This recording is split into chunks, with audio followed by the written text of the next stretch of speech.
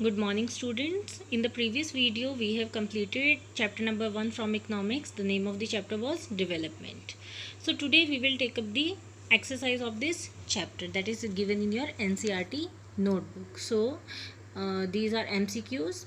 Development of a country can generally be determined by its per capita income, its average literacy level, health status of the people, all of the above. So answer will be all of the above. These all are important to determine the development of a country. Which of the following neighboring countries has better performance in terms of human development than India? So we have studied the table. You have also studied the table. The answer is Sri Lanka.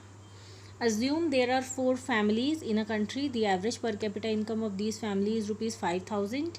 If the income of 3 families 4,000, 7,000 and 3,000 respectively, what is the income of the fourth family?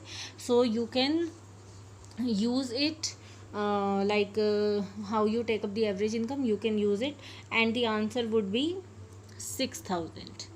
What is the main criterion? What is the main criterion used by the World Bank in classifying different countries? What are the limitations of this criterion, if any? We all know that per capita income or average income in dollars, per capita income or average income in dollars is the main criterion used by the World Bank to classify different countries as developed or high income countries or low income countries. So the per capita income is, or average income is, calculated by dividing the total income of a country by its population. We all know that, and we all know the criteria that is set. It is given in your textbook that how many US dollars are, if someone is earning, then they are considered as rich and poor. You know that. Now what are its limitations? So many limitations are there. National income is estimated in the domestic currency of each country. This estimate is converted into dollars at the current rate of exchange. Such a conversion does not tell us anything about the purchasing power of each currency. We are not aware of that. Per capita income is affected by the size of population of a country. If a country has a large population, per capita income will be low despite having large national income.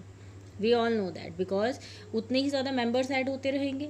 Similarly, a country having a smaller population will have a higher per capita income even if does not have a large national income. That's why averages, we don't take averages. Averages are not uh, um, not the criteria to tell about the development. Likewise, other points are also there. You can take up these points, we cannot determine the development only by average income. We must know about the health facilities, education, sanitation, etc. Now question number 5. In what respect the criterion used by the UNDP for measuring development different from the one used by the World Bank? We all know that UNDP, United Nations Development Program, it takes HDI, Human Development Index, and in that so many factors are there.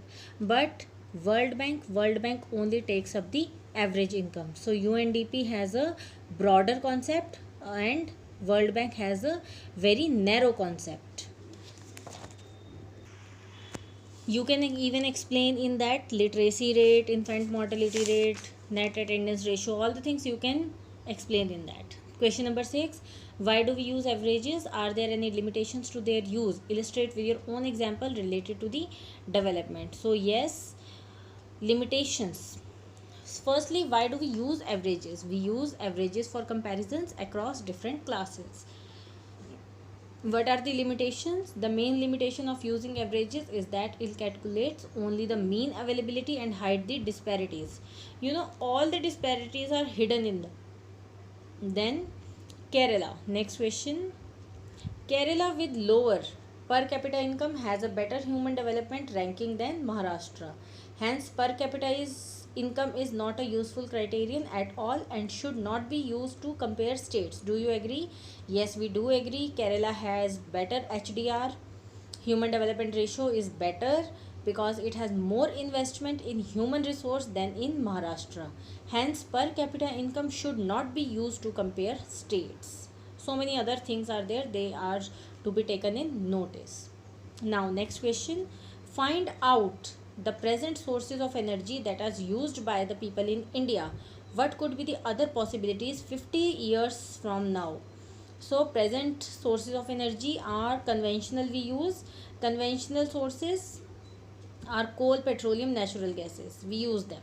Non conventional also we use, there are wind, solar energy, tidal, atomic and biogas. So no doubt coal and mineral oil are the most important sources of energy, but during the last 3 decades they have shown signs of exhaustion. They can be exhausted. If we continuously use these sources of energy, it is believed that their stock will not last for more than 40 years. They will be completely vanished. In such a situation, the future of energy sources seems to be quite bleak and gloomy. So we should opt for, solar energy, wind energy, tidal energy, these kind of non-conventional sources we should use. Then why is the issue of sustainability important for development? Issue of sustainability is at number 1, it must be our number 1 priority for our development. Why? Sustainable development means attending today's need without compromising the needs of the future. We must attend today's need also, but we should not compromise with the future needs as well.